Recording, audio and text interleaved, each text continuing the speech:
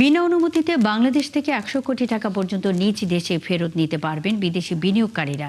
কেন্দ্রীয় ব্যাংকের চুক্তি, এতে করে বিদেশি বিনিয়োগ আরও বাড়বে।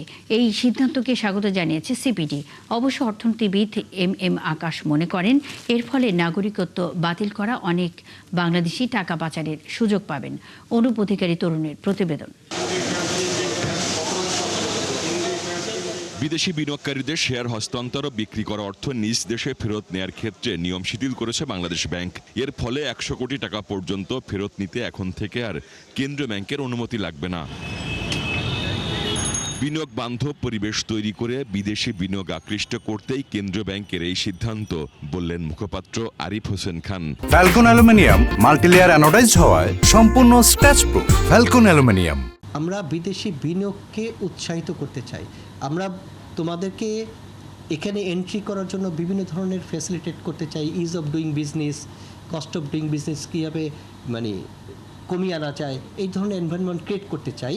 তারপর যদি তুমি মনে করো তোমার ডিসিশনটা সঠিক হয়নি বা তুমি এখান থেকে শিফট করে যাচ্ছ, সেক্ষেত্রে যদি একটা এক্সিট ব্যারিয়ার থাকে, অনেকে উৎসাহিত হবে না আমাদের দেশে ইনভেস্টমেন্ট করতে।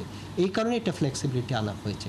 এটা কিন্তু ইনভেস্টমেন্টকে উৎসাহিত করার উদ্দেশ্যে, তাদের এক্সিটটাকে উৎসাহিত করার আমাদের উদ্দেশ্য না। সম্প্রতি সিপিডি আয়োজিত জাতীয় বাজেট ২০২৬-২৭ অর্থ বছরের জন্য সুপারিশ সমূহ শীর্ষক সংবাদ সম্মেলনে সংস্থাটির সম্মাননীয় ফেলো মোস্তাফিজুর রহমান বলেন, ১০০ কোটি টাকা যদি বিদেশিরা বিনা অনুমতিতে ফেরত নিতে পারেন, তাতে করে বিদেশি বিনিয়োগ আরও বাড়বে। যখন রিজার্ভটা আস্তে আস্তে বাড়ছে, তখন কিন্তু এই ধরনের যে সিলিংগুলো ছিল, এটা কিন্তু তুলে নেওয়া হয়েছে।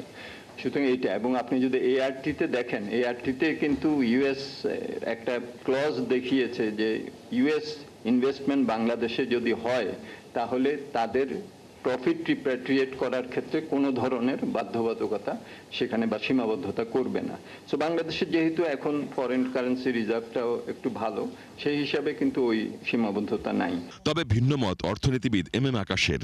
তার মতে, অনুমতি ছাড়াই যদি ১০০ কোটি টাকা দেশে ফেরত নেওয়া যায়, তাহলে এই সুযোগে টাকা পাচারের আরেকবার সুযোগ পাবেন বিদেশি নাগরিক বনে যাওয়া আজিজ খান আর এস আলমরা।